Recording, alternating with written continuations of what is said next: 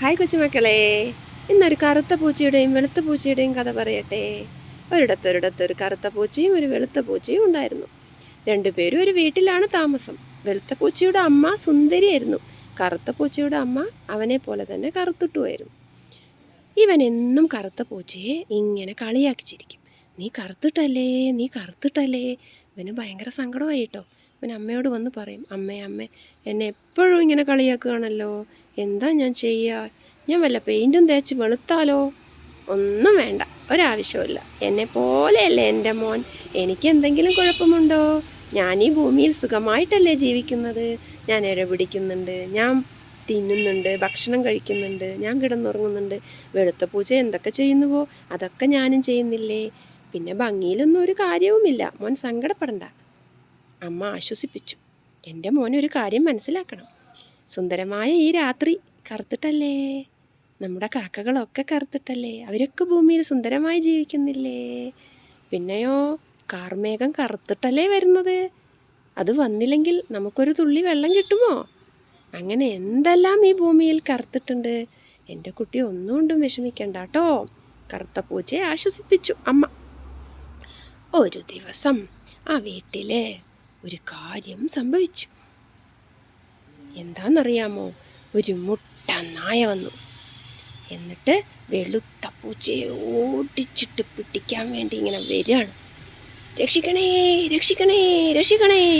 വെളുത്ത പൂച്ച ഉറക്ക നിലവിളിച്ചു. അപ്പോൾ കറുത്ത പൂച്ച ഇത് കണ്ടു.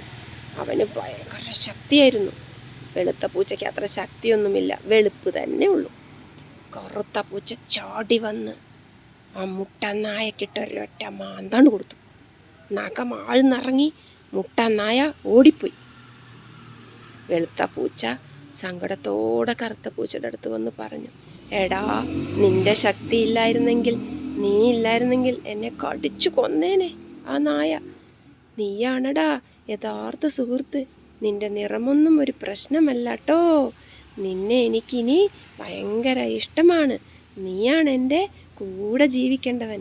കറുപ്പിലും വെളുപ്പിലും എന്നും ഒരു കാര്യവുമില്ല. ഇത് കേട്ട് ആ വീട്ടിലെ വേറൊരാളുണ്ട്, ഒരു തത്തമ്മ കൂട്ടിലിരുന്ന് ഇങ്ങനെ പറഞ്ഞു, ഭഗവാൻ ശ്രീകൃഷ്ണൻ കറുത്തിട്ടാണ് കേട്ടോ, ശ്രീരാമനും കറുത്തിട്ടാണ് കേട്ടോ, ഭദ്രകാളി കറുത്തിട്ടാണ് കേട്ടോ, ദൈവങ്ങളെല്ലാം കറുത്തിട്ടാണ്. കറുപ്പില്ലാതെയൊന്നും നമുക്ക് ജീവിക്കാൻ വയ്യ. നമ്മളെല്ലാം ഈ ലോകം മൊത്തം കാണുന്നത് കണ്ണിലെ കറുത്ത കൃഷ്ണമണി കൊണ്ടാണ്. അതുകൊണ്ട് കറുപ്പിന് 7 അഴകാണ്. ഒരു വിഷമവും വിഷമിക്കണ്ട. നമുക്ക് എന്താണ് വേണ്ടത്? നല്ല ആരോഗ്യം. നമ്മളെ സംബന്ധിച്ചിടത്തോളം എന്താണ്? നല്ല വിദ്യാഭ്യാസം, നല്ല ആരോഗ്യം, നല്ല വൃത്തി. ഇതൊന്നും ഇല്ലാഞ്ഞിട്ട് വെളുത്തിട്ട് മാത്രം കാര്യമുണ്ടോ? ഇല്ല. എല്ലാത്തിനും അതിൻ്റേതായ ഭംഗിയുണ്ട്. അത് നമ്മൾ തിരിച്ചറിയണം. ആരെയും കറുത്തെന്ന് പറഞ്ഞ് കളിയാക്കരുത്. അതാണ് ഈ കഥയുടെ ഗുണപാഠം. കഥ ഇഷ്ടമായോ? ഇഷ്ടമായെങ്കിൽ ലൈക്ക് ചെയ്യണം, കമൻറ്റ് ചെയ്യണം, സബ്സ്ക്രൈബ് ചെയ്യണം. ഇനി അടുത്ത കഥയുമായി ഉടൻ വരുന്നതാണ്.